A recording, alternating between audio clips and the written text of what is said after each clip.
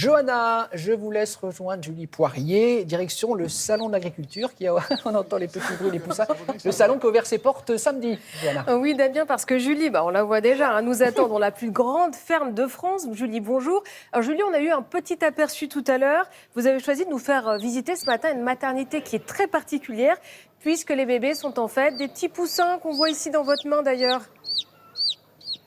Oui, regardez Johanna et Damien comme ils sont beaux. Alors celui-là, il est à fond ce matin, je peux vous dire. Voilà, il avait un petit message pour vous. Regardez cette maternité, c'est trop beau, on est trop content d'être là ce matin. Sachez qu'ici, sur le salon de l'agriculture, chaque année, ce sont à peu près 1000 poussins qui vont éclore. J'espère que je conjugue bien le verbe. J'ai passé le week-end à essayer de le conjuguer correctement. 1000 petits poussins comme celui-ci que vous allez pouvoir venir observer. C'est quoi? C'est une cinquantaine d'éclosions par jour. Et c'est trop beau. Regardez, ça se passe sous nos yeux, Johanna et Damien. Ah oui, voilà, on le voit. C'est très surprenant. Il faut combien de temps à un poussin pour éclore? Alors, vous voyez, il y en a un juste là qui sort de sa coquille, là. C'est magnifique. Tiens, ça y est, hop, il est en train de sortir. Alors là, ils sont dans des petites couveuses de 37 degrés à peu près. Yves, il faut combien de temps à un poussin pour éclore? Ah, lui, il faut entre 2 et 12 heures. En fait, la durée d'incubation totale, c'est 21 jours. Mais le moment où il commence à casser sa coquille, on appelle ça le bêchage. Et le moment où il sort de la coquille, il faut entre 2 et 12 heures. Là, regardez, il y a des coquilles qui commencent à être percées. Il y en a une juste au-dessus de moi, là. Donc là, tranquillement, il va mettre ses petites 2 heures, voire 12 heures pour sortir. Il y en a un qui va être très vite. Dans moins de 10 minutes, il est sorti. Bon, dans moins de 10 minutes. Donc, on va faire une chronique de 10 minutes, Johanna et Damien, pour le voir sortir. Ce qu'on va vous expliquer, c'est comment il arrive à sortir, en fait, avec son petit nez, là. Il y a un vrai petit miracle sur ces petits poussins parce qu'ils ne peuvent pas casser la coquille avec le bec comme nous on le dit habituellement. Ils cassent la coquille avec un outil très spécial qui s'appelle le diamant. Et le diamant, c'est une petite aiguille qui est sur le dessus du bec, microscopique, qui fait 1/10 de millimètre et qu'il utilise comme on utilise en ouvre-boîte. Et au lieu de taper sa coquille comme ça parce qu'il ne peut pas, il tape comme ça avec le diamant et il découpe sa coquille comme on ouvre une boîte de conserve. Et quand il a fait tout le tour, il pousse, il sort. Et le diamant, après, ça tombe par terre. Donc c'est très rare de voir le diamant. C'est pour ça qu'on le montre aux enfants.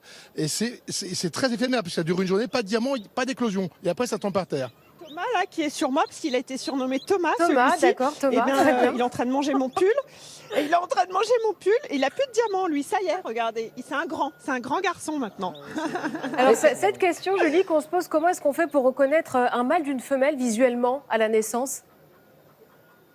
Alors, regardez la technique pour comprendre quel est le mâle et quelle est la femelle. On le sait une fois qu'ils sont sortis, bien évidemment. Alors, avec la race des poulets de Loué, c'est des poulets qu'on élève pour la chair, on élève les coqs et les poules, on élève les deux. On peut reconnaître les femelles en regardant les ailes, le bout des ailes. Et sur le bout des ailes, il y a 2 rangées de plumes. Si la rangée de plumes du dessous est plus longue que celle du dessus, comme si finalement c'était des cheveux longs, eh ben c'est une femelle, et c'est sûr. Et si on regarde le bout de l'aile de ce petit mâle ici, vous voyez bien que les plumes sont très petites et que la rangée du dessus est égale à celle du dessous, eh ben c'est un petit coq, et j'en suis sûr. Voilà, regardez comme ils sont heureux, Damien et Johanna, tous ces petits poussins qui sont ici. Sachez qu'en tout cas, tous les poussins qui vont naître, qui vont éclore ici sur le salon, repartiront chez les éleveurs pour vivre leur vie dans les prairies, tout simplement. Et moi, je vais vous en ramener parce qu'ils sont trop beaux. Avec plaisir. On va les garder à la rédaction, je crois. Julie, demandez à la personne à vos côtés, est-ce que la nature est bien faite? Il y a autant de mâles que de femelles? Est-ce qu'il y a autant de mâles et de femelles quand... Est-ce qu'il y a autant de mâles que de femelles? À peu près, un petit peu plus de mâles, à peu près 1,5% de plus, mais c'est à peu près équivalent. D'ailleurs, par la suite, c'est assez injuste parce que dans une basse-cour, en général, c'est un mâle pour 10 poules, et donc il y a beaucoup de mâles qui sont un peu frustrés. Voilà, c'est le juste retour des choses, Damien. Et pardon, je suis très inspirée, hein, Julie, mais et dès la naissance, ils chantent comme ça, là? Oui, dès la naissance, il commence à piailler un petit peu comme ça. Ah oui, bien sûr, ça, il communique énormément. Là, il se raconte des histoires de poussins et on ne les comprend pas toutes. Voilà, vous savez tout. Et il va vous parler. Il a quelque chose à vous dire, Thomas. On l'écoute. Vas-y, Thomas. Et pourquoi Thomas, Julie? Pourquoi vous avez choisi Thomas comme prénom? Elle faillote. Alors, c'est pas moi qui ai choisi Thomas. Donc, c'est pas en référence à Thomas Soto. Thomas, il est né dans l'espace. D'accord, très bien. Thomas Pesquet. C'était Thomas Pesquet. Ah, pardon, moi j'étais sur Thomas Soto, c'est pour ça.